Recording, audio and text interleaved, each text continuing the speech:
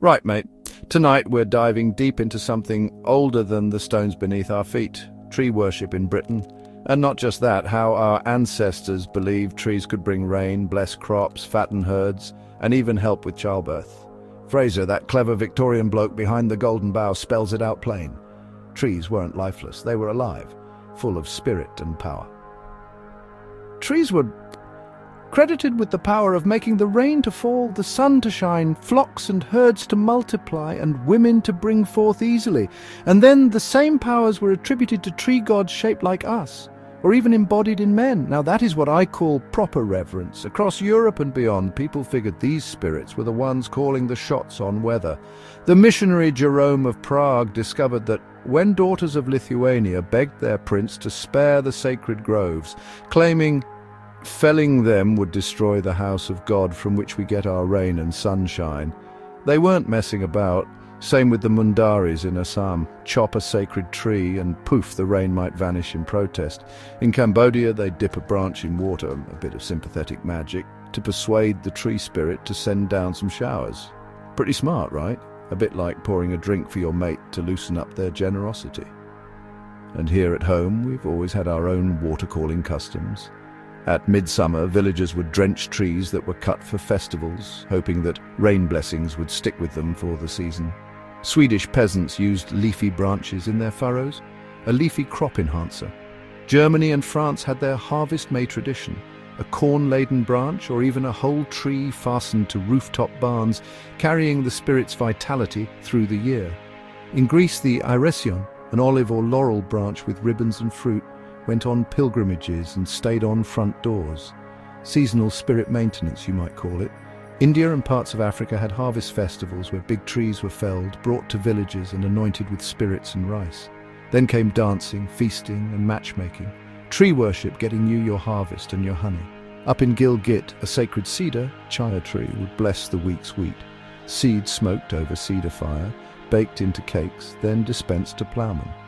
If that doesn't fertilize your imagination, I don't know what will. Trees were the OG fertility specialists, for women, for fields, and for livestock. In Germany, women rolled around apple trees to boost fertility. In parts of Britain, a May tree on barns guaranteed richer milk. The tradition wasn't uniform across the land, but it was universal in its intent. More life, more abundance, more good fortune. Here in England, May 1st meant greenery on doors, garlands, house boughs, and little rituals passed door to door, anything to bring the tree's life energy inside. In Northamptonshire, they even planted sapling trees outside homes. In Cornwall, hawthorn and sycamore boughs draped porches like green confetti. Now, if Britain's tree spirit had a celebrity, it'd be the Fortingall Yew in Perthshire. This ancient European yew, Taxus baccata, is a legend, estimated between 2,000 and 5,000 years old, maybe even up to 9,000. Forestry and Land Scotland lean toward 5,000. Originally, its trunk was 52 hooting feet in girth when first measured in 1769. That's nearly the length of a double-decker bus. Now it's split into multiple stems, turning into a cluster, but still as grand. It's fenced by a protective wall since the late 18th century. Local legend says Pontius Pilate played under its shade, but historians reckon that's a tall tale.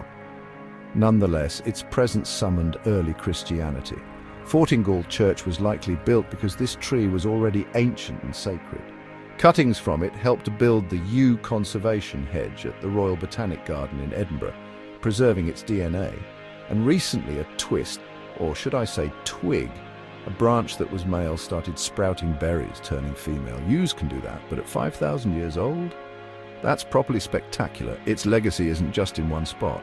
Saplings and cuttings from the Fortingall Yew have been planted across royal estates, Balmoral, Sandringham and beyond, sprinkling fragments of antiquity across today's greenery. Picture that, a fragment of forest that's witnessed Stone Age cairns, Roman legions, the Declaration of Arbroath, Culloden, the Enlightenment, 2 world wars and still alive. So when we say tree worship was about respect, it wasn't marketing. It was survival, fertility and mysticism all wrapped in bark and leaf. Our ancestors didn't just walk under trees, they listened to them. Next time you're in the woods, raise your pint to an oak or yew and whisper a thanks. You're not just seeing a tree, you're stepping into a legacy that's older than civilization. And it's still talking.